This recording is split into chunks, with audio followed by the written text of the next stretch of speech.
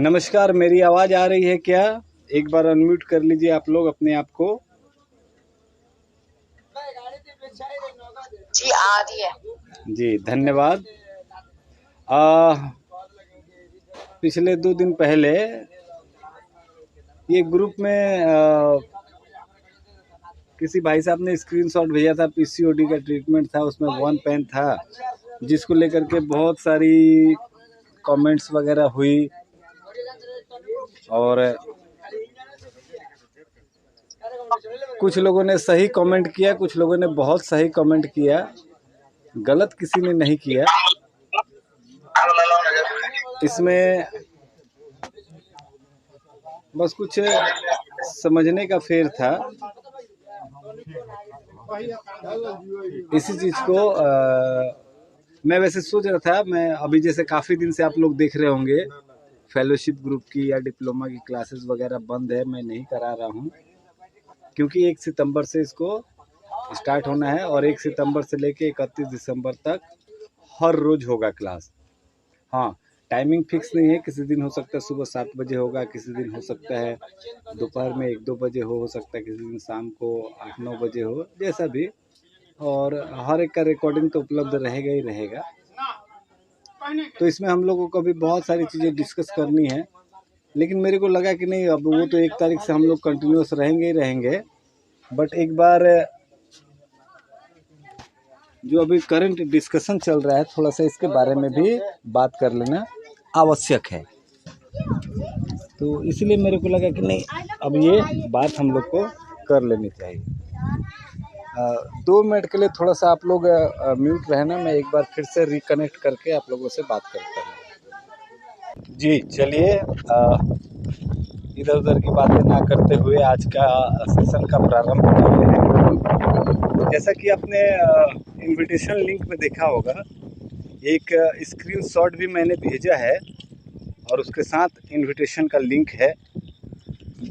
अभी वो स्क्रीनशॉट मैंने इसलिए भेजा था कि वो भाई साहब जो बोल रहे थे कि 1 पेन से क्या होता है, और बहुत सारी बहसबाजी हुई कि हमें भी नहीं पता, गुरुजी ने तो बताया नहीं है। और सही में गुरुजी जब तक थे 2017 तक, तब तक 1 पेन के बारे में किसी को भी नहीं पता था।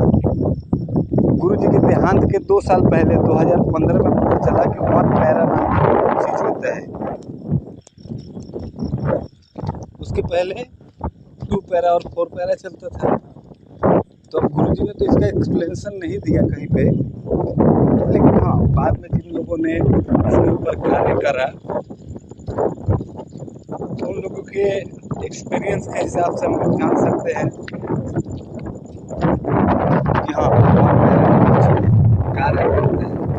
उससे वैसा ही है, 1 पेन के विषय में गुरुजी ने कुछ भी नहीं बताया। अच्छा, अभी के समय में आवाज नहीं आ रही है सर, हवा की आवाज बहुत आ रही है।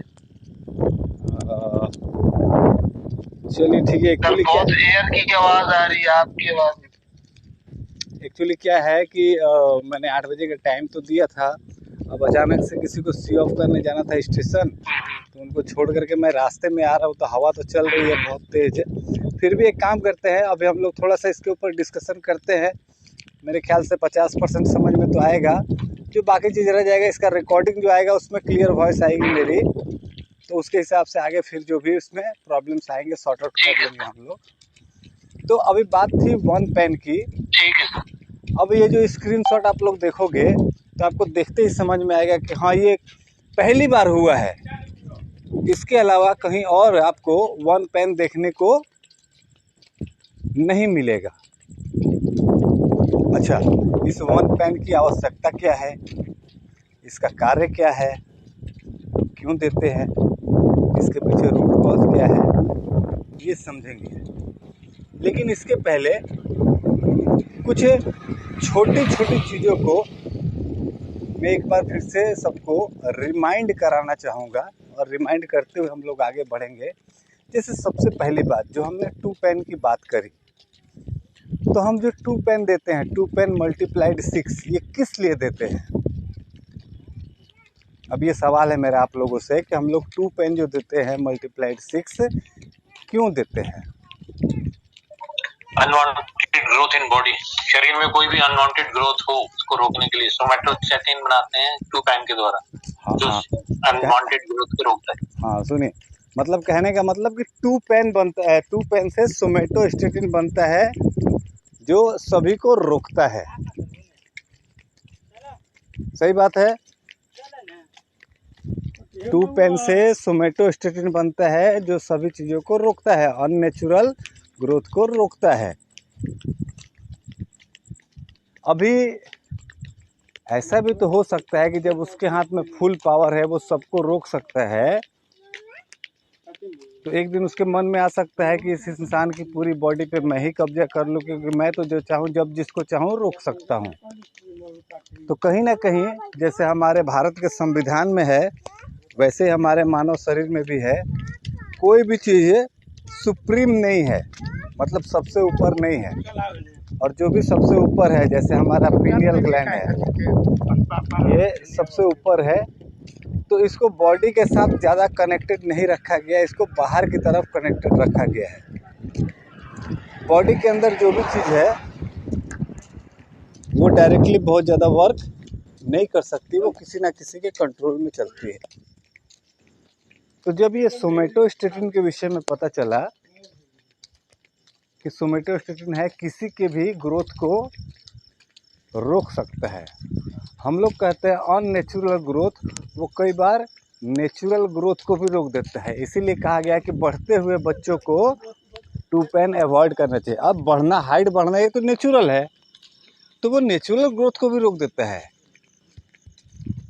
तो इसके लिए गुरुजी ने जब बाद में पढ़ा, बहुत सारी पढ़ाई करी, तो उनको एक और केमिकल का नाम पता चला, जिसका नाम था, नाम ध्यान से सुनिएगा, अगर नहीं समझ में आए तो रिकॉर्डिंग देखते वक्त फिर से एक बार पॉज करके बैक में जाइएगा और नाम को ध्यान से सुनिएगा। पहला वाला टूपैन का हमने नाम क्या समझा?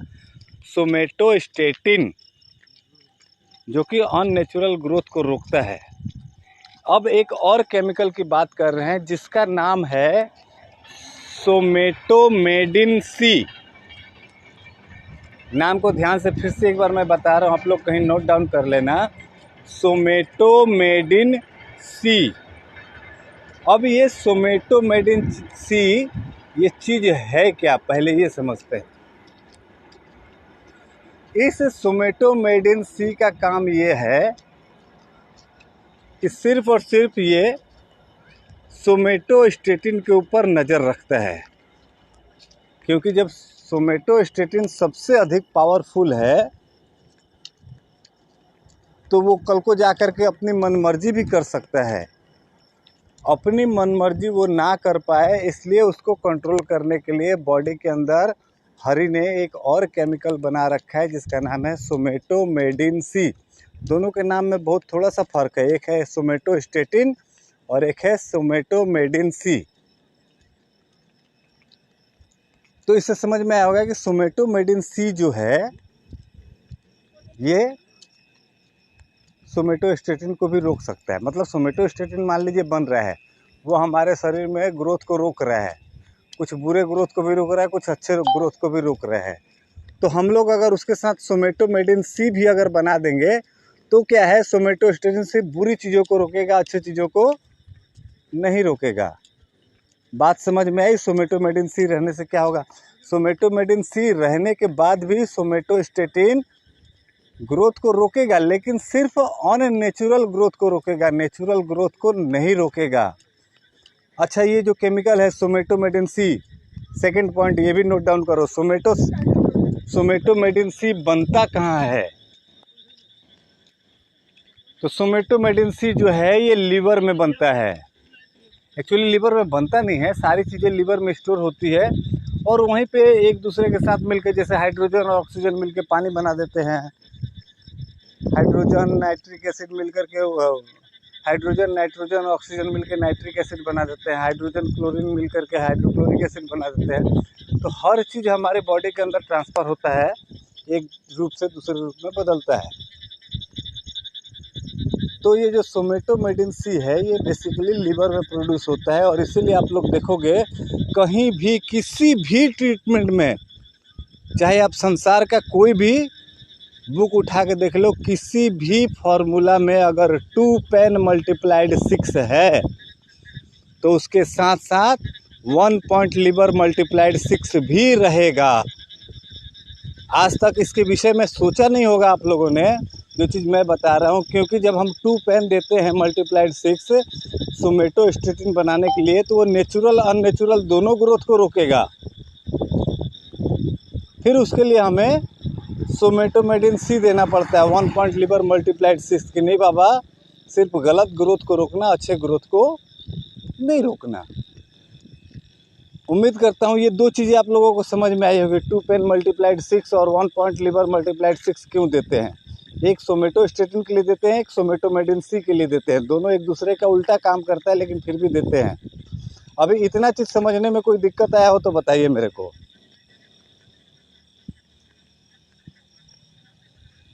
सर पीछे सिस्ट वाले पेशेंट की बात हुई थी, मैंने आपको सिस्ट वाले पेशेंट का बताया था, तो वो ओवरी में सिस्ट था, आपने 2 पेन का बताया था, तो उनके साथ क्या 1 पॉइंट लीवर भी देना है क्या मुझे? आ रहा हूँ, ये सारी चीज़ों पे आऊँगा मैं। अभी जो मैंने 2 पेन मल्टीप्लाइड 6 और 1 पॉइंट लीवर मल्टीप्लाइड 6 दोनों क्या क्या काम करते हैं और क्यों दोनों एक साथ दिया जाता है, ये मैंने बताया। अब ये काम क्या करती है तो मैंने बता दिया। अब ये कहाँ यूज किया जाता है,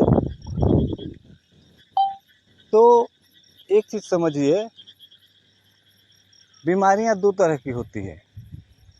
एक होती है रुकी हुई बीमारी। रुकी हुई बीमारी मतलब जैसे डायबिटीज़ हो गया, तो अब डायबिटीज़ हो गया तो हो गया, हो सकता है रीडिंग अप डाउन होगा, लेकिन वो रुकी हुई बीमारी है। अब रुकी हुई बीमारी मतलब डायबिटीज़ हो गया तो ऐसा नहीं कि अभी डायबिटीज़ 1 है, 5 साल के बाद डायबिटीज़ 2 होगा, 10 साल के बाद डायबिटीज़ 3 होगा, ऐसा नहीं होगा। वो बस डायबिटीज़ है तो है, तो वो एक रुकी हुई बीमारी है। इसी तरह बात करें ऑस्टियोआर्थराइटिस, घुटने घिस गए हैं, तो ये एक डीजेनरेटिव बीमारी है। डीजेनरेटिव बीमारी मतलब ये रुकी हुई नहीं है, ये हर रोज़ थोड़ी थोड़ी बढ़ेगी, हर रोज़ परेशानी थोड़ी थोड़ी बढ़ेगी, हर रोज़ दिक्कत थोड़ा थोड़ा बढ़ेगा, इसीलिए इसको डीजेनरेटिव डिसऑर्डर कहते हैं। तो एक चीज़ यही समझना है कि जहाँ पे भी बढ़ने वाला काम हो रहा है, वहाँ पे हम 2 पेन मल्टीप्लाइड 6 और 1 पॉइंट लीवर मल्टीप्लाइड 6 देंगे। वहाँ पे सोमेटोस्टेटिन और सोमेटोमेडिन सी दोनों बनाएंगे, ताकि एक दूसरे को बैलेंस करके चले, गलत चीज़ों का बढ़ना कम हो, अच्छी चीज़ों का बढ़ना ना रुके। इसके लिए दोनों। अब ये कैसे पता चलेगा कि कौन सा बढ़ने वाला चीज़ है, तो ये स्क्रीनशॉट में फिर से आपने देखना, वो जिसके ट्रीटमेंट के ऊपर उन्होंने पॉइंट आउट किया था। अच्छा, सबसे पहला तो मैंने आज तक इतना बड़ा बेवकूफ़ आदमी नहीं देखा। अगर वो पूरे पेज को देखोगे ना, वो बुक भी मैंने आप लोगों को ग्रुप में भेजा है, जिसमें ऑल फार्मूला है। तो ये जो फार्मूला है, ऊपर सबसे टॉप में आप देखना लिखा हुआ है फार्मूला बाई कमलेश दीदी या नीलेश भैया। अभी ये कमलेश दीदी के द्वारा बनाया गया फार्मूला है, तो ऐसे ही तो हवा में उन्होंने नहीं बना दिया होगा। आज के टाइम में मानते हैं बहुत सारे बड़े बड़े न्यूरोथेरेपिस्ट हो गए हैं, लेकिन फिर भी मेरा ये मानना है कि गुरुजी के जाने के बाद इस न्यूरोथेरेपी में कमलेश दीदी हैं, अजय गांधी सर हैं, ये हमारे उधर वेस्ट बंगाल में सुकुमार जी हैं, मानस जी हैं, फिर आसाम में आचार्य रामचंद्रन जी हैं। ये सारे एक तरह से समझो तो न्यूरोथेरेपी के स्तंभ हैं। तो ऐसा ज़रूरी नहीं है कि गुरुजी ने जो बताया है बस उसी लकीरों के अंदर हम फंसे रहेंगे।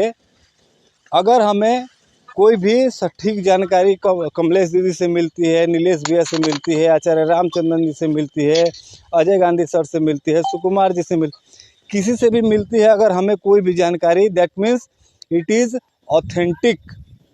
कहीं ना कहीं इन सब चीज़ों की जांच पड़ताल होने के बाद ही, बहुत सारे लोगों पे ये अप्लाई करने के बाद ही हम सबके साथ शेयर किया गया है। तो खैर ज़्यादा बातें नहीं करेंगे, क्योंकि अभी जस्ट समाप्त होने वाला है और फिर 8:40 पे आचार्य जी रामचंद्रन जी का सेशन है। तो मैं कोशिश करूँगा कि उसके पहले समाप्त कर लूँ 8:40 सॉरी 8:21 हो रहा है, मतलब अभी लगभग 20 मिनट हमारे पास समय है। तो जो सबसे हमने पहले बात करी कि चीज़ों को बढ़ने वाला, तो बढ़ने वाला हम कैसे समझेंगे? तो देखिए सिस्ट का मतलब क्या होता है? गांठ कहीं भी हो सकता है, कहीं भी हो सकता है मतलब ऐसी जगह पे भी हो सकता है जिसको हम छू के देख सकते हैं। Sir, your voice is breaking. मेरे को जी मेरे को पता है मेरी आवाज़ कट के आ रही है ईयर फ्लो के कारण, बट वही मैंने कहा कि अब इसको कंटिन्यू करते हैं, जितना समझ में आ जाएगा ठीक है, और बाकी हम लोग फिर इसकी रिकॉर्डिंग जो रहेगी उसमें तो हम लोग समझ ही लेंगे। बाकी जो भी रहेगा आप लोग मेरे को क्वेरी भेजिएगा, मैं उसके बारे में भी बात करूँगा, फिर अगले सेशन में भी बात करेंगे हम लोग। तो बढ़ने वाली चीज़ जो मैं बता रहा था, सिस्ट गांठ होती है। एक तो ऐसा जिसको हम लोग टच कर सकते हैं, देख सकते हैं। दूसरा ऐसी जगह पे भी होता है जिसको हम लोग देख नहीं सकते, टच नहीं कर सकते हैं। तो हम लोग देख सकते हैं या नहीं देख सकते हैं इसके चक्कर में नहीं जाएंगे, उनकी प्रकृति के ऊपर जाएंगे। तो या तो रिपोर्ट में लिखा रहेगा, रिपोर्ट में लिखा हुआ है ओवेरियन सिस्ट या कुछ भी ट्यूमर लिखा हुआ है, बट पेन PAIN पेन मतलब दर्द, ऐसा कोई वर्ड उसके बीच में नहीं है। या कैंसरस ऐसा कोई चीज़ उसके रिपोर्ट में नहीं है। तो ये मान के चलेंगे कि ये नॉर्मल। आप लोग एक बार म्यूट कर लो अपने आप को।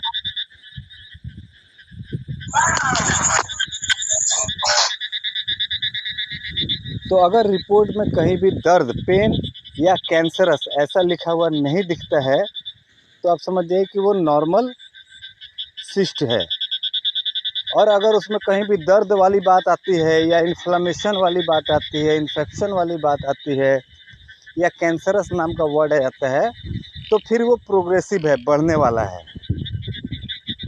तो जब बढ़ने वाला है तो उसमें हम लोग 2 पेन मल्टीप्लाइड 6 और 1 पॉइंट लीवर मल्टीप्लाइड 6 ये दोनों अवश्य यूज़ करते हैं, क्योंकि सोमेटोस्टेटिन और सोमेटोमेडिन C दोनों बनना आवश्यक है। परंतु अगर ये सिस्ट प्रोग्रेसिव नहीं है, जैसे अक्सर PCOS में होता है, अक्सर PCOS जो होता है ये बढ़ने वाला नहीं होता है, शांत होता है। मतलब आज रिपोर्ट में पता चला कि 3 गांठें हैं, 2 राइट ओवरी में है, 1 फिलोपियन ट्यूब में है, ऐसा 3 गांठ है।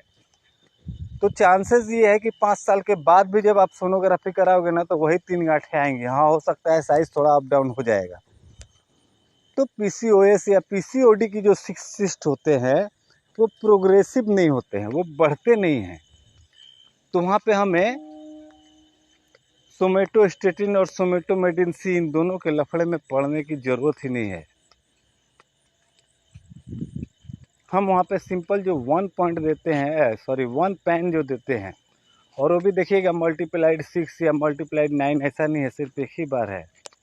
वो बहुत हल्का सा स्टिमुलेशन देते हैं पैनक्रियाज को सोमेटोस्टेटिन बनाने के लिए, क्योंकि यहाँ पे हमें पता है बहुत ज़्यादा कुछ हरकत नहीं करनी है, बस सिंपल सी बात है कि सोमेटोस्टेटिन बनाना है, जिसके लिए 1 पेन दे रहे हैं। अच्छा, अब सवाल आएगा कि 1 पेन से अगर सोमेटोस्टेटिन बन रहा है तो हम 2 पेन क्यों देते हैं?